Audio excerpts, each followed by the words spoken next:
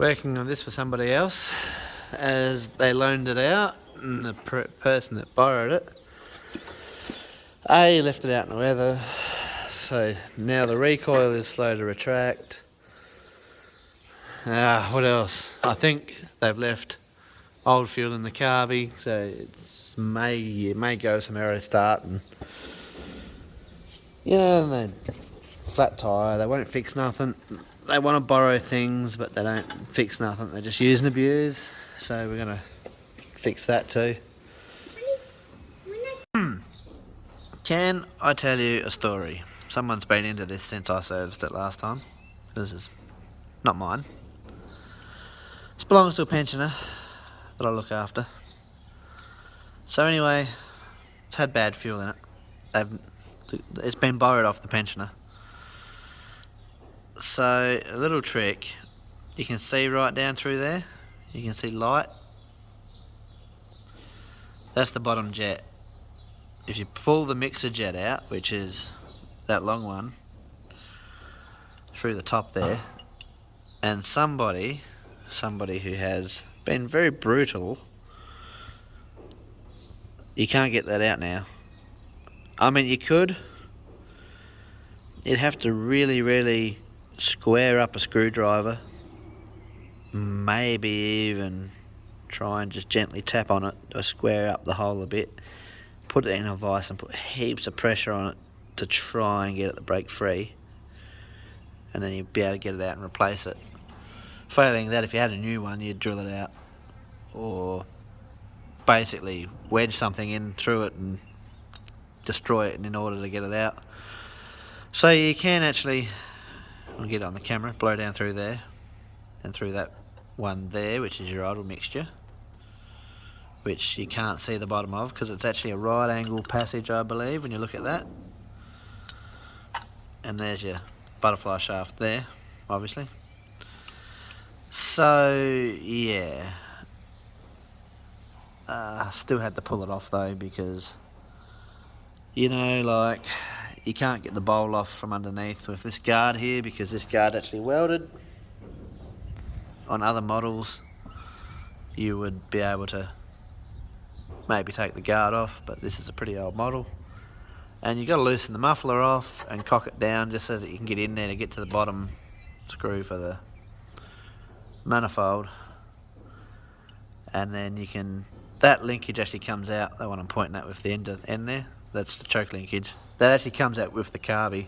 I just stuck it back in there because I was looking at the angle. It's really hard to get choke to work.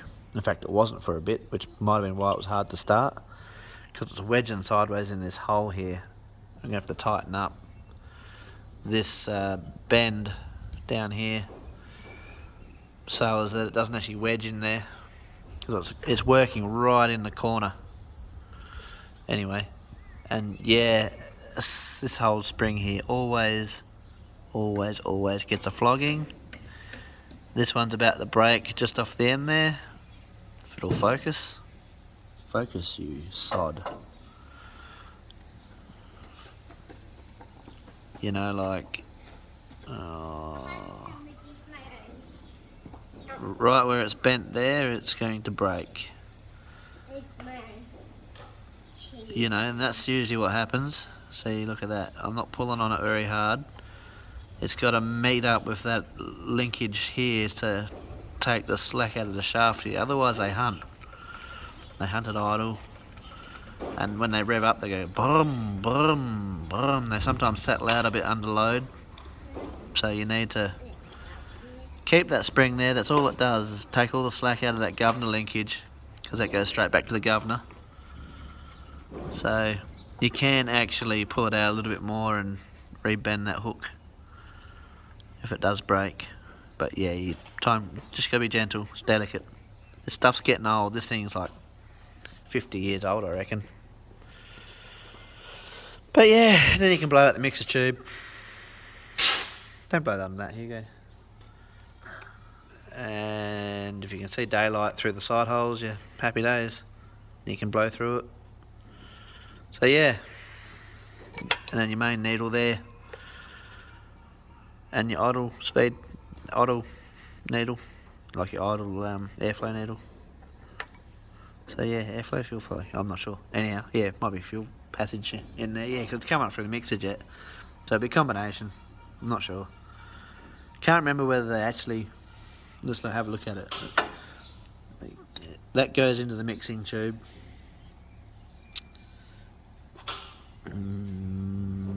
That would be shut down. It'll be pulling fuel through there, so it's actually a fuel needle. Meters the fuel, not the air, I believe.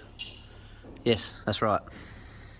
Because it's pulling out of the big holes on this mixing tube from essentially that main jet, main load jet. That's what that really is. Out the bottom here. So there you go. Anyway, that's that.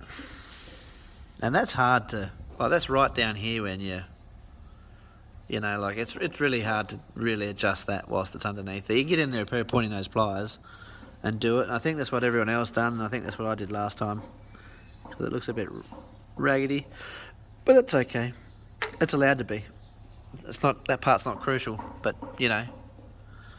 Yeah, and if you've got fuel in it, you can bend it back like that. Although I should probably let all its fuel run out on the ground somewhere. Well, into a bottle and burn it through something that's not going to matter, because it's all toast. It's all crap. And the little metal tube goes in here. It's supposed to protect your fuel line from the muffler. Anyway, that's where we're at. Easy job turned hard because someone didn't run their, well, someone borrowed somebody else's lawnmower and didn't run their bloody, run it out. There goes the old truck.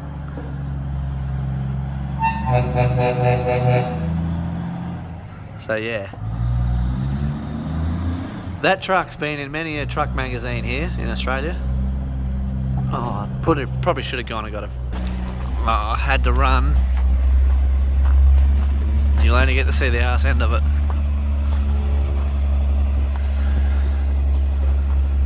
But yeah, she's had a lot of upgrades and stuff over the years, and chrome rims chucked on her, and I can't see it. Yeah, you can't see. You get to see all the time, Hugo.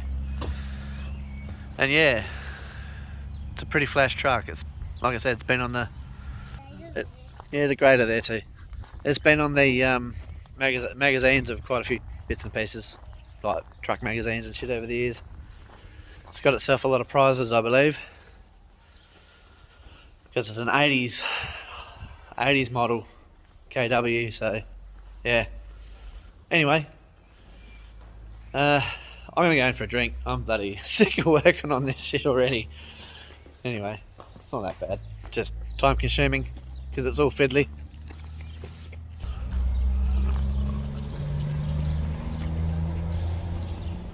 No, I thought we could have seen it going down the road, but we can't. Of course, this will change once I put the air cleaner on it.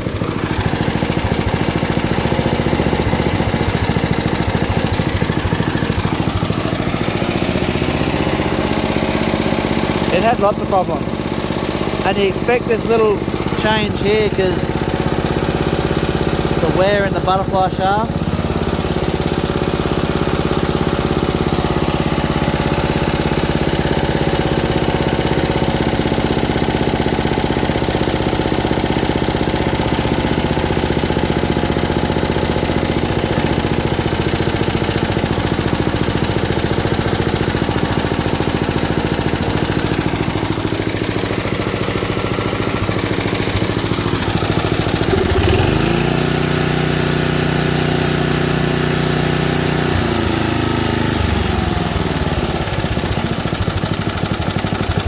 If I accidentally kill it, it's because I hit the stop. You can't feel it in the linkage.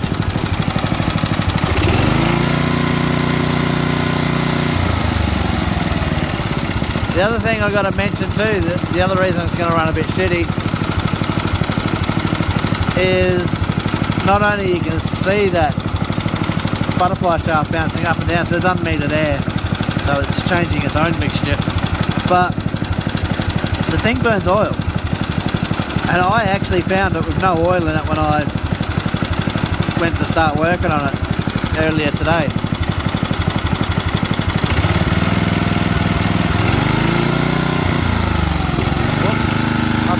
choke on. That's about where choke is.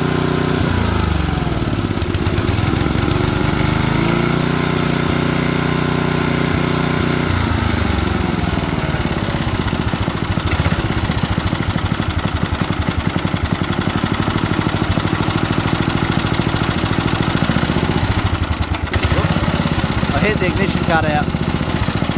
I did have this adjusted last time, that was only held by half of this keeper, that it wouldn't hit the ignition cutout, so that you could dead flat idle it and then just turn the fuel off and walk away. But I've adjusted it where it should be.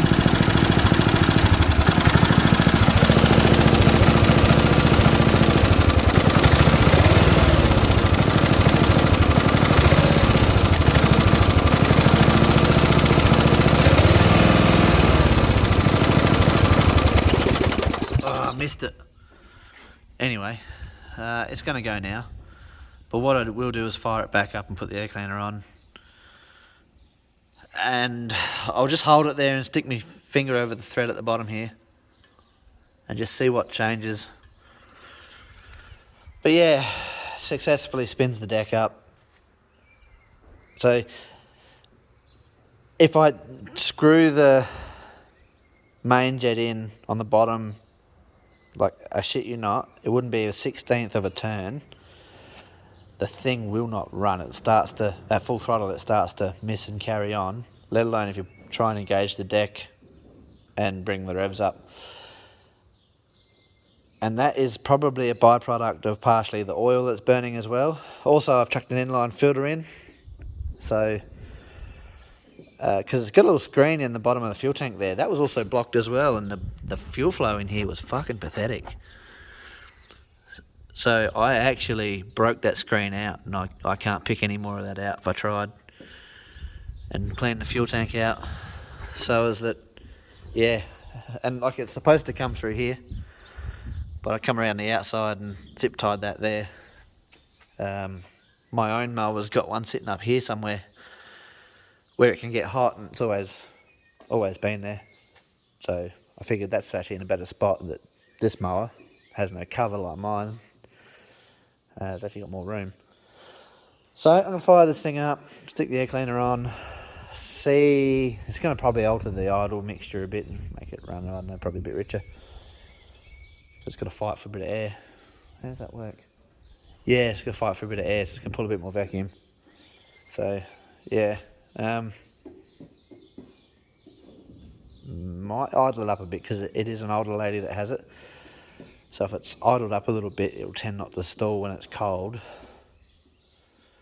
And also when they're putting the deck in and out, it'll be a bit easier to operate. That's what I'm thinking. So yeah. The other thing I thought I'd add, you can just get to all of that with your fingers. And you can get to that with a screwdriver. So you hold the shaft and it went slow. So you stopped it from bouncing, you watch.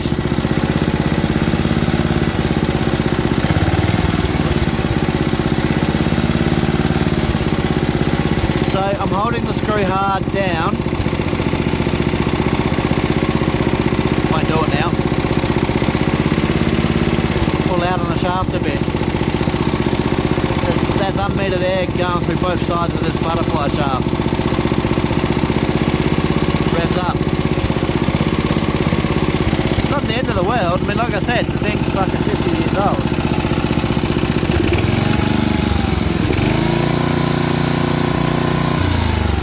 Burns oil. Oops. I hit the ignition cutout again. A bit of a pain in the neck.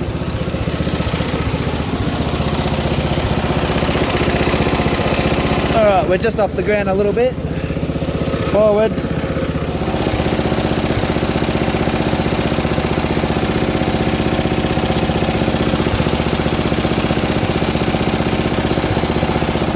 Everything operates there nicely. That's dead flat idle.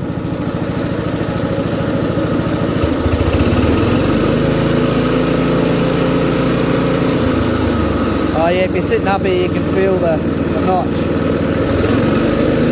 Just there. I put new blades on this last year, I haven't looked at them yet.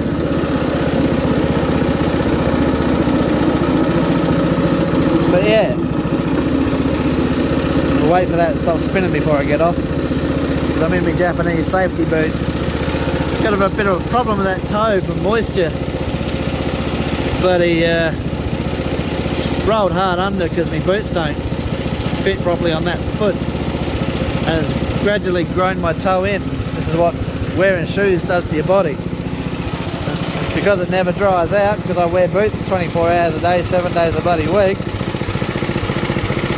Rub raw. So too much information down. Yeah, well, such is life. It's not a fungus at all. I thought, oh, fix it with tinea cream. Never worked. Go to the doctor. The only useful thing he told me, because your feet are wet and you wear boots all the time. You and half the district fucking come in with that sort of stuff. Get in your Japanese safety boots and work. I mean, you want me to fucking weld in these?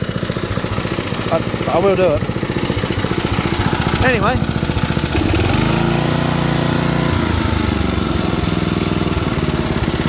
The old bricks and scrap 'em.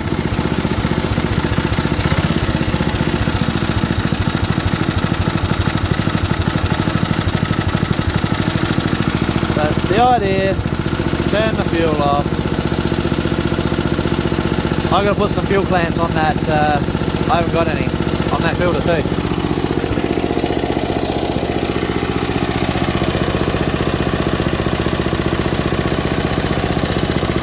We just wait for it to run out. Tappets are a little ticky, but that's good, that means they're not tight. Lifters you can hear clacking a little bit.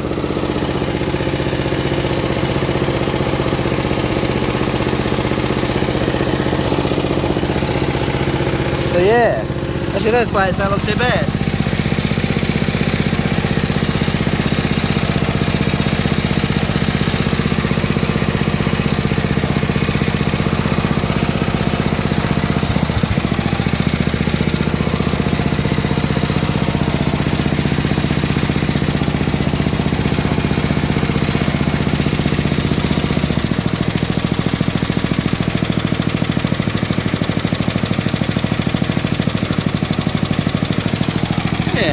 No, they don't look too bad. They don't hit much rocks out there where this comes from normally. So it's just a lot of tall grass. And you'd be surprised. Front half of that deck came off, so I welded the edges back on. And I left the front open. Because I've seen a lot of modifications done to other mowers with the fronts open, because you don't push the grass down so much. And a lot of your slashes, and they tend to... Death stroke's coming up. She's running out of fuel. Takes a bit to use what's in that little bowl. There she goes. Yeah, it takes a bit to use what's in that little bowl. So yeah, so the story is the pensioner that I'm looking after with this, and with that mower over there, and her whippersnipper. Her neighbour is a bit of an arsehole. Always has been. He used to work for us, and actually even stole from us, and yeah, well, you know, destroyed a perfectly good 720 ute that we sold to him that he never ended up paying for. Anyway, what do? Some people you just can't be good to. You can't. Once you learn who they are, you just got to kick them to the curb and have nothing to do with them. You know, you might help them if their life was in danger, but, you know, like, you wouldn't go out of your way to bloody... help him if it wasn't a life or death situation. So yeah, this guy's known in the district to use and abuse everybody, so it is what it is. So yeah, he borrowed it. I put new wheels on it last year. They now go flat, probably because of the 3-corner jacks and the prickle and the cow trap, because they have both where it comes from. So I probably should have put slime in all the wheels. But he, rather than pump anything up, he just drives everything into the ground. He's got no, like the engine had no oil in it. He's been the one that's using it. knowing full well that it uses oil, and it also leaks a little bit, but uses more than it leaks. So doesn't check the oil, doesn't check tyres, just drives things into the ground. Anyhow, you know, and then hands it back, and of course the person it belongs to, well, if you know anything about pensioners here in Australia, they got no money for the most part. There's a few that do, don't get me wrong, and you know, do a lot of things by themselves. And you know, I can remember my nana being a pensioner. She struggled to pay all her bills and look after grandkids and stuff like that, and she's no longer with us, and you know, this one I'm looking after's got no family at all, really. So yeah, bloody, we do what we do just to help out. And yeah, she lent her equipment out, and literally across the road from her, and it just come back trashed. The guy didn't even keep it under a tarp, you know, like, and that's been the go. I said to her, I said, if you can't get it in your shed, that's fine, but you got to keep a tarp on it, because you know, you don't want all this getting sun damaged and rained on. So, and she did that, and in the whole time that she'd had it, never had a problem. And I said, make sure you run out of fuel. Just turn the fuel off and walk away. Even if you leave the revs up a little bit, just turn it off and walk away. And yeah, she was doing that, and there was no problems. But you loan things out to people, and despite telling them what to do, they just go, yeah, whatever. Some people are just like that, you know. They don't care if it's not theirs, and even if it is theirs. You know, you look at some of these people, you know, and this person in particular that did this, you know, and broke the pull cord on that too. I fixed that today as well. In fact, pull cords on everything. But just keep pulling on everything because it won't start. Well, you know, you've had bad fuel. You had water in your fuel as well. That's what was wrong with that other mower over there. Yeah, all his gear is fucked as well. There's no other way to put it. It's just fucked. Trashed. He doesn't look after nothing, even if he pays for it himself. So you can tell this when you see people and you look at their equipment. Just no fucking hope. And, you know, like, I got lots of old shit, but you can have old shit and have nice shit. Look, old motorbike. You know, like, that's been in the family for years. That's its original paint job. You know, my old tractor runs like a clock.